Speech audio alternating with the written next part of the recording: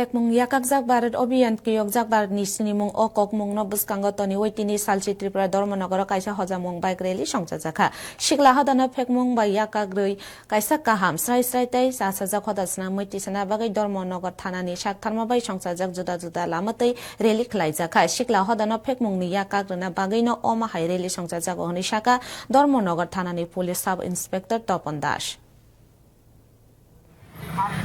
মাদকের নেশা একজন মানুষকে অর্থনৈতিক বিপর্যয়ের দিকে ঠেলে দেয়, শারীরিক ও মানসিকভাবে দুর্বল করে তোলে।